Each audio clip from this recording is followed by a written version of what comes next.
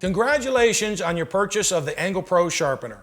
Before you use it for the first time, you want to make sure that the trays that hold the wheels in place are in nice and tight. They can get a little loose during shipping. So all you have to do is we're going to take the covers for the wheels. You want to grab hold at the bottom and squeeze it and then lift up. It's a little tight when you first get it. Now what you want to do is you want to just push the tray down and you want to make sure, see how that's a little crooked there? You don't want it to be crooked, otherwise the wheels aren't going to be aligned properly.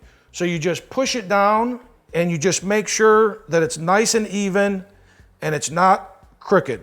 Once you have it in there, you just cover it back up and do the same thing with the diamond wheels. We're going to push it down in there, make sure it's nice and even.